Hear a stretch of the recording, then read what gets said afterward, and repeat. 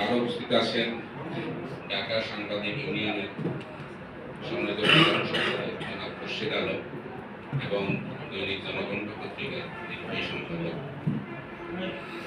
এখানে বৃহত্তর নোয়াখালী বিভিন্ন পত্রিকার সম্পাদক বৃন্দ এবং অন্যান্য আসসালামু আলাইকুম। আসলে আজকে বক্তব্য শুরুতেই আমার একটা বিষয় আমি আপনাদের জানাতে চাই।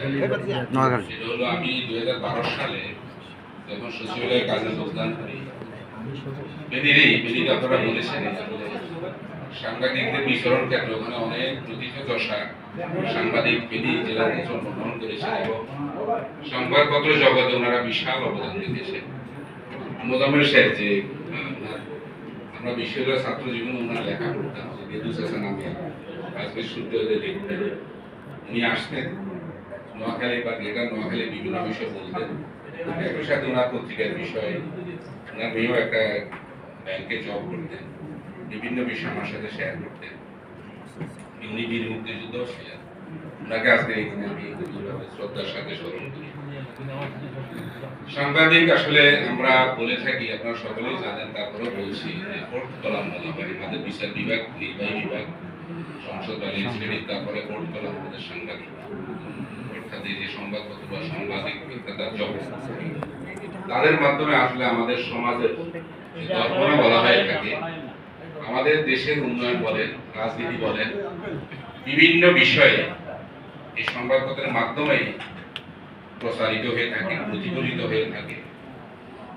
সাংবাদিকতা জগতে যারা কাজ করছেন আসলে দেশকে এগিয়ে নেওয়ার ক্ষেত্রে, দেশের যে কোনো সংগ্রামে আপনাদের অবদান কিন্তু অপরিসীম।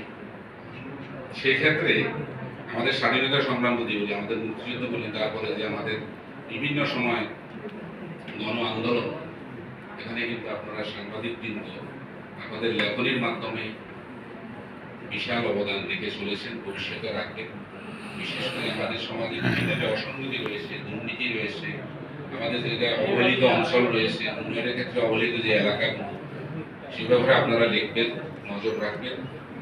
আমরা যেহেতু বৃহত্তর নোয়াখালী, আমি আপনারা সব অনেকেই জানেন, আমি একটা নোয়াখালী অবিশ্বাস ফোরামের সভাপতি হিসাবে বৃহত্তর নোয়াখালীর বিভিন্ন বিষয়ে কর্মকালীন সময়ে কাজ করেছি, এখনো কাজ করে যাচ্ছি। আপনারা হয়তো জানেন, এখনো আমাদের বৃহত্তর নোয়াখালীর কর্মরত 5 জন সচিব রয়েছেন।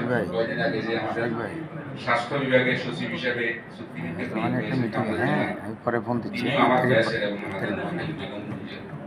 আমাদের শিক্ষা সচিব কয়েকদিন আগেই ছিল।